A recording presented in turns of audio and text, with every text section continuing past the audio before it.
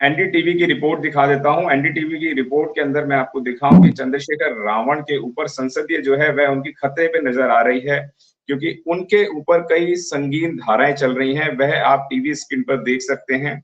ये NDTV India की report है और ये यहाँ पर दिखाते हैं अफजाल अंसारी, आजाद, भुआल और कुशवाहा यूपी के 11 सांसदों की सदस्यता पर लटक रही है तलवार। और जो सबसे ऊपर दिखाया जा रहा है वह चंद्रशेखर रावण को आप देखेंगे कि यहाँ पर हाईलाइट किया जा रहा है। आप हाईलाइट देख सकते हैं कि हाईलाइट किस तरीके से किया जा रहा है। यहाँ पर लिखा है चंद्रशेखर आजाद के खिलाफ 36 मामले हैं जो संगीन धाराओं के अंदर हैं।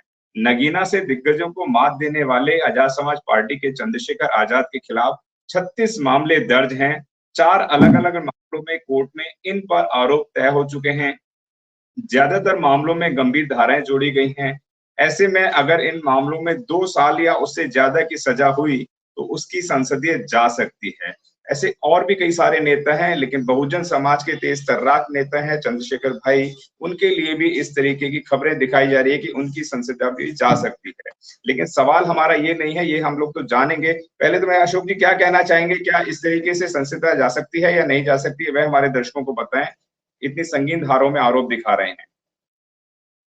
देखिए, वैसे तो मेरी जानकारी के हिसाब से कभी एक ऐसा रूल बन गया है इलेक्शन कमीशन का सुप्रीम कोर्ट के ऑर्डर के बाद कि जिस केस में 3 साल से ऊपर की सजा हो सकती है और किसी व्यक्ति के ऊपर, नेता के ऊपर वो एफआईआर दर्ज है जिसमें ऐसी धारा है जिसमें 3 साल से ऊपर की सजा का प्रावधान है, तो उसको इलेक्शन कमीशन उसकी जो कैंडिडेचर है उसको उसी समय वो मना कर सकता है और उसको वो चुनाव नहीं लड़ना चाहिए। उसका ये ऐसे सुप्रीम कोर्ट की गाइडलाइन के बाद वो ये इस तरह के वो बना था, ऐसा नियम बना था। लेकिन मुझे समझ नहीं आ रहा कि ये 11 जो दिखा रहे हैं, 11 के 11 जो सांसद चुने गए हैं, इनके इनके ऊपर जब इन्होंने पर्चा भरा तो इसमें डिटेल देनी होती है, उसमें एफिडेविट में कि केसेस कौन कौन से केसेस हैं, किन किन धाराओं में है, वो तमाम डिटेल देनी पड़ती है, कितनी सजाओं के प्रावधान है, वो सब चीजें कितने लंबित है, वो देना पड़ता है पूरा उसमें। तो फिर इलेक्शन कमीशन ने क्यों नहीं स्क्रूटनी में इन सब चीजों को चेक करके और इनकी उसी समय इनका जो कैंडिडेचर था उसको क्यों नहीं उसी समय खत्म करा, क्यों नहीं इनका पर्चे को वो उसी समय वापस किया, खत्म क्यों नहीं किया, तो ये एक्सेप्ट कैसे कर लिया, ये सबसे बड़ी बात है। अब सवाल जो है इलेक्शन कमीशन के ऊपर है कि आपने चुनाव लड़ने कैसे दिया जब ऑलरेडी गाइडलाइन है सुप्रीम कोर्ट की, जैसी मेरी जानकारी है और जिस तरह मैं भी चुनाव लड़ाता हूँ, बहुत पर्चे भरता हूँ, कम से कम 5-7 पर्चे तो मैं हर बार हर चुनाव में भरता ही हूँ कैंडिडेट होके, और उसके बावजूद भी उनको जिनके ऊपर केस दर्ज है उनको अपने चुनाव से पहले 3 बार उनको अखबारों में निकालना होता है और 3 बार उनको इलेक्ट्रॉनिक मीडिया पे निकाल करके इलेक्शन कमीशन को देना होता है। तो जब 36 केस चल रहे हैं जिसमें कि 3 साल से ऊपर के भी सजा का प्रावधान होगा, तो फिर वो उस आदमी का कैसे पर्चा एक्सेप्ट कर लिया, इस तरह के ये सवाल इलेक्शन कमीशन के ऊपर उठते हैं और इलेक्शन कमीशन को इसका जवाब देना चाहिए।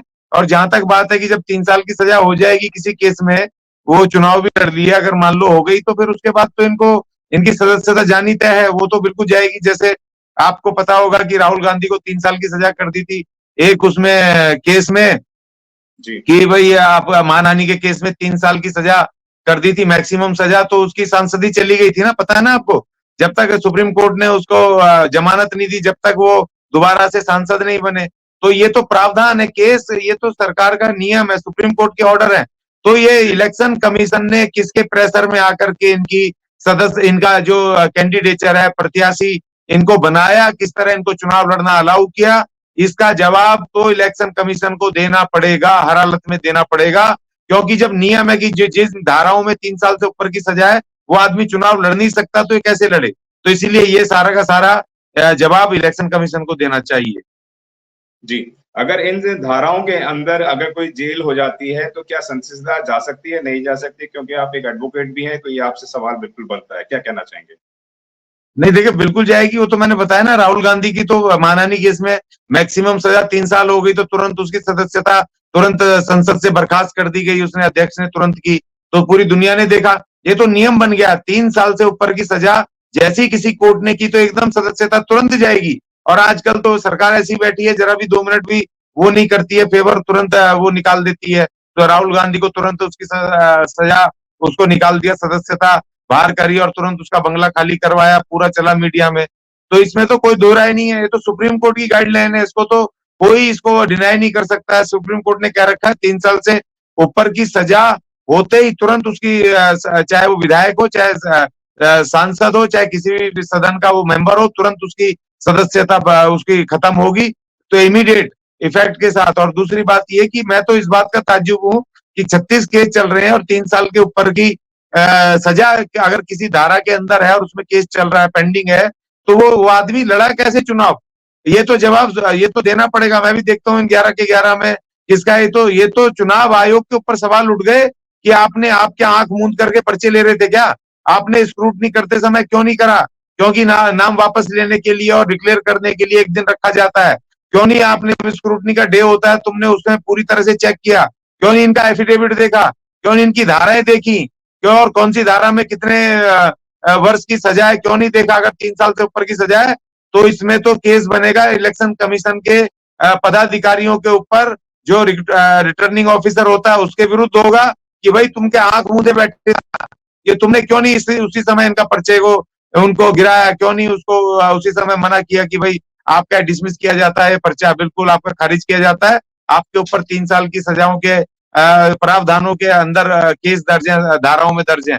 तो ये तो अब भुगतान करना पड़ेगा, उसको इलेक्शन कमीशन को जवाब देना चाहिए। आज हम आपके लिए लेकर आए हैं बहुजन समाज की एक ऐसी किताब, कहीं हम भूल ना जाएं, एक ऐसी ऐतिहासिक किताब है जिसके अंदर आपको ऑडियो वीडियो देखने को मिलना है। ये पहली बहुजन समाज की ऐतिहासिक किताब है जिसके अंदर आप वीडियो भी देख सकते हैं। अब किताब के अंदर कैसे वीडियो देख सकते हैं ये मैं आपको पहले दिखा दूं। आइए तो हम देखते हैं। सबसे पहले आपने करना ये काम है कि किसी भी पेज पर मोबाइल द्वारा आप गूगल पे जाएंगे और गूगल पे जाने के बाद आपको कैमरे का निशान नजर आता है। इस कैमरे पे आप क्लिक करेंगे तो ये QR कोड को स्कैन कर लेगा। स्कैन करने के बाद यहाँ पर आप देखेंगे ये लिंक आ गया। आप जैसे लिंक पर क्लिक करेंगे आपकी वीडियो चालू हो जाएगी, यानी कि आपको एक सटीक जानकारी मिलने वाली है, एक ऑथेंटिक जानकारी मिलने वाली है। बहुजन समाज की पहली ऐतिहासिक किताब है जिसके अंदर आपको तमाम महापुरुषों की जानकारी मिलने वाली है। आप इस किताब में देख पाएंगे तथागत सम्यक बुद्ध जिनकी पूरी जीवनी आपको मिलने वाली है, महान सम्राट अशोक जिनका जीवनी आपको इसके अंदर पूरी मिलने वाली है, संत कबीर दास, संत शिरोमणि गुरु रविदास, सम्राट मीर भोज जिन्होंने इतिहास रचने का काम किया, गुरु घासीदास बाबा, वीरांगना झलकारी बाई, वीरांगना उदा देवी पासी, नागेली वीरांगना की कहानी, एकलव्य जिसका अंगूठा काट लिया था धोखे से, चोखा मेला हरिचंद ठाकुर, ज्ञानदीप छत्रपति शाहूजी महाराज, बिरसा मुंडा, ज्योतिबा फूले, माता सावित्रीबाई फूले, फातिमा शेख, EV रामास्वामी, स्वामी अच्युतानंद, बाबा साहब डॉक्टर BR अम्बेडकर जिनका मूल ग्रंथ आपको इसमें छोटी सी किताब में मिलने वाला है। आप ऑडियो भी देख सकते हैं, वीडियो भी देख सकते हैं। माता रमाबाई, मोतिया रावण कंगाली, सरदार उधम सिंह, ललई सिंह यादव, दशरथ मांझी, शिव दयाल सिंह चौरसिया, कपूरी ठाकुर, भवरी देवी, मान्यवर काशीराम साहब जिन्होंने इतिहास को दोबारा दोहराने का काम किया था, वीरांगना फूलन देवी, बहन कुमारी मायावती, संकल्प भूमि और पूना पैक्ट। बहुजन समाज का एक मूल ग्रंथ यह आपके पास आ गया है और आप इसको बिल्कुल भी देरी ना करें। तो साथियों, अगर आप ये किताब मंगाना चाहते हैं तो डिस्क्रिप्शन बॉक्स में जो आप नंबर देख रहे हैं इस नंबर पर आप हमें अपना ऑर्डर बुक करा सकते हैं। कितनी किताब आपको चाहिए? यदि आप चाहते हैं कि यह किताब पूरे भारतवर्ष में घर घर नजर आए तो आप इस वीडियो को ज़्यादा से ज़्यादा शेयर करें, लाइक करें, शेयर करें, अपने कमेंट हमारे सुझाव बॉक्स में ज़रूर दें और किताब को अपने घर पे मंगाना बिल्कुल भी ना भूलें। अगर आपने अभी तक हमारा चैनल सब्सक्राइब नहीं किया है तो सब्सक्राइब करें और घंटी का बटन बिल्कुल भी दबाना ना भूलें ताकि सभी लेटेस्ट खबरें पहुंच सकें आप पे सबसे पहले।